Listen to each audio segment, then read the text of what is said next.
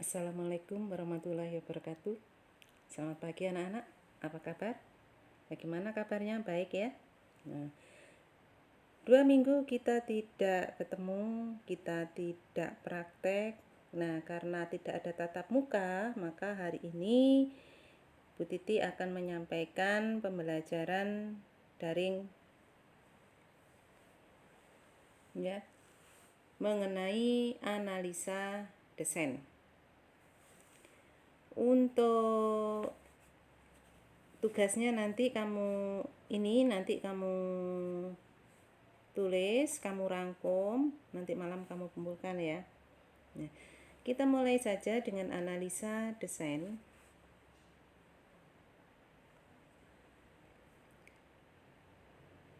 Nah, sebelum menganalisa desain, kamu harus tahu dulu, kamu harus mendesain busana ya. Sebelum busana itu dianalisa kan harus ada desainnya ya. Kalau sudah ada desainnya, nanti kamu bisa menganalisa. Nah, desain busana itu kalau akan membuat busana terlebih dahulu, ditentukan desain busana itu sendiri. Desain dapat dirancang sendiri ataupun dengan mengambil atau memilih desain dari majalah. Nah, sebagai seorang penata atau pengolah busana harus dapat memahami atau membaca desain itu sendiri. Untuk itu diperlukan pengetahuan dasar dan latihan-latihan menyimak model dan mengkonstruksi pola sesuai dengan desain. Nah, kalau sudah ada desain busana, selanjutnya kalian bisa menganalisa. Oke, dalam menganalisa kita bisa mengamati dari gejala-gejala atau ciri-ciri dari desain itu sendiri, seperti gejala perspektif. Gejala perspektif itu, desain itu apakah berupa sketsa atau foto? Ada yang harus ke depan ya, desainnya itu. Nah, dengan sikap gaya menyamping ataupun dengan sikap membelakangi lensa. Jadi kelihatan. Ya, jadi desain itu bisa ditampakkan dari depan, dari samping dan dari belakang. Nah, dengan gaya tersebut, suatu desain pakaian itu akan dapat dilihat dengan jelas, tidak meragukan. Nah, di situ maksudnya saya itu ya, jika meragukan terutama pada saat menoleh ke kiri atau ke kanan, jika desain seperti ini, jika diperhatikan maka bagian kiri dan kanannya tidak sama. Kadang-kadang itu kelihatan tidak sama. Hal ini disebabkan karena gejala perspektif dalam pandangan mata. Sedangkan bila dilihat lurus ke depan, bagian kiri dan kanan itu sama. Nah, gejala ini adalah kesalahpahaman dalam menganalisa model. Nah, itu pada gejala perspektif. Terus kemudian siluet, yang kedua adalah siluet. Dengan melihat dan mengamati siluet dari busana, kita dapat menaksir dan menentukan wujud bahan dari busana itu sendiri. Jadi siluet yang melangsai ke bawah, selain menandakan bahannya lembut, juga dapat dilihat arah bahannya yang memanjang ke bawah. Nah, jika siluetnya tegang mengembang pada garis sisi lurus ini ya, dari ini sisinya lurus kenceng, nah, bahannya jatuhnya kaku, maka menandakan bahwa bahan yang digunakan itu bahannya adalah kaku, tidak lembut. Nah, jadi terlihat dari siluetnya ya, dari bahan kainnya itu harus dipilih sesuai dengan apa yang diinginkan. Kemudian teknik penyelesaian busana. Teknik ini sangat menentukan kualitas dari busana itu sendiri. Seperti ada desain dengan kantong, klip, kemudian dibuat dengan klip palsu tanpa kantong, atau bisa kantong kelihatan seperti garis, hanya garis saja, tidak kelihatan kantongnya, bisa seperti itu. Ya, itu adalah teknik penyelesaian busananya. Kemudian yang keempat adalah warna bahan corak. Misalnya, desain busana yang rame kita kombinasi dengan warna yang lembut sehingga lebih serasi dengan corak dan warna yang mencolok. Misalnya seperti itu tadi ya. Misalnya warna merah dikombinasikan dengan warna pink. Seperti itu. Warna pink dikombinasikan dengan warna merah hati seperti baju kamu. Nah, seperti itu ya. Itu warna dan corak bahan.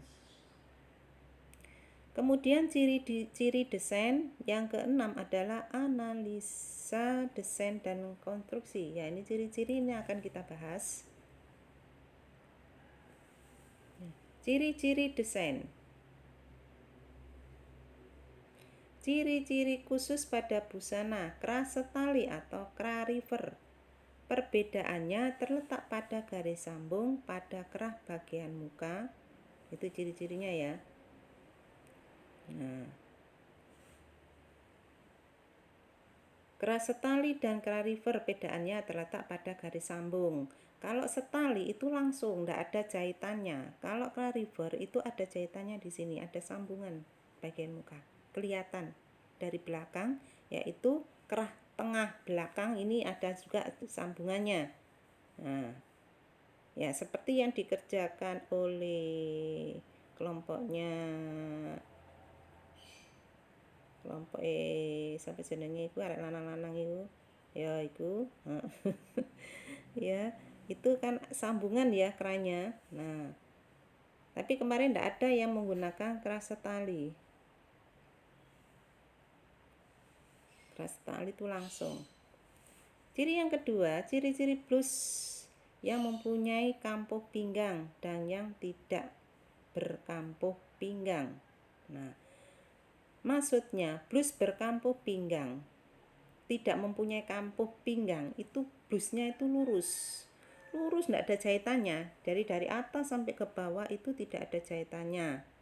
Itu tidak mempunyai kampuh pinggang. Kalau mempunyai kampuh pinggang, yaitu ada potongan dari pinggang ke atas sama pinggang ke bawah, itu ada potongannya sendiri. Nah, itu ada kampuhnya. Itu ciri-cirinya ya. Terus menganalisa tadi sudah ya, menganalisa.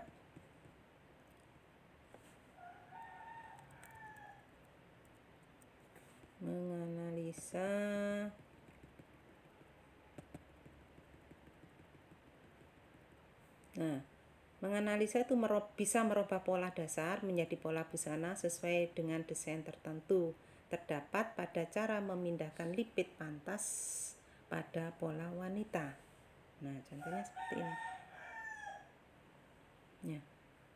Merubah pola dasar menjadi pola busana sesuai dengan desain tertentu terdapat pada cara memindahkan lipid pantas, lipid kup itu apa? Sekengan ya. Pola dasar wanita dewasa, karena lipid pantas ini merupakan aset dalam pecah pola atau merubah pola. Begitu pula mengkonstruksi pola pakaian sesuai dengan desain dapat dengan memindahkan lipid pantas sehingga menjadi desain yang baru atau menjadi garis hias seperti garis princess, garis empire, serta garis hias yang lainnya. Memecah lipid pantas pada rok dan pengembangannya menjadi model A, begitu pula dengan bentuk kerah, bentuk lengan, dan sebagainya. Ini memecah model ya, ini dipotong dari depan, ini dipotong, jadi kupnya itu tidak ada, nanti kupnya disambung ya. menjadi disambung. Jadi mempunyai kampuh ya, jadi mempunyai kampuh. Begitu juga rok. Rok kan tadinya sepan lurus. Nah, dipecah dibelah. Nah, dilebarkan. Nah, menjadi rok model A atau ngeklok. Nah, bisa ngeklok, bisa rok model A juga bisa. Nah, ini nanti ada contoh desain ya. Nah, kamu amati desain di bawah ini, lalu analisa dan kita coba bagaimana membuat konstruksinya. Nah, di sini ada kampuhnya ini di bagian ini ya, ini ada kampuhnya ini di sini, ini adalah kampuh. Kerahnya ini ada jahitan, bukan setali ini jahitannya. Bagaimana kamu caranya untuk membuat rok seperti ini? Jadi ini mengembang. Nah, bagaimana caranya untuk membuat pola mengembang? Ya, jadi pola busana itu adalah pola yang telah dirubah berdasarkan desain dari busana tersebut. Untuk membuat pola busana dapat dengan mengembangkan atau pecah pola ataupun mengkonstruksi pola berdasarkan model. Analisis model seperti pola blus yang terdiri dari pola blus muka, belakang, lengan kerah, perlengkapan lainnya seperti saku kalau ada ya. Kalau modelnya ada sakunya dibuat saku. Nah, semuanya sudah lengkap dengan tanda-tanda pola seperti tanda arah, benang, tanda lipitan, tanda kampuh, dan sebagainya. Nah, bagi yang sudah praktek, ini bisa memahami ya, bisa memahami bagaimana cara membuat pola mau memotong kain sesuai dengan desain. Nah, kalau yang belum praktek ya mungkin bingung ya, enggak ngerti mana yang dikembangkan. Bentuknya seperti ini, desainnya seperti ini. Bagaimana cara mengembangkan dari pola dasar itu menjadi bentuk desain seperti desainnya itu. Oke? Nah, sampai di sini dulu, enggak usah banyak-banyak. Besok kita lanjutkan dengan meletakkan pola di atas bahan. Walaupun kalian sudah praktek, tapi ini teorinya ya yang belum. Kalian praktek dulu baru teori. Oke. Sampai di sini. Semoga kalian tetap sehat, tetap di rumah, jaga diri. Semoga tetap sehat selalu. Kemana-mana harus pakai masker. Nah, saya akhiri. Akhir kata, wassalamualaikum warahmatullahi wabarakatuh.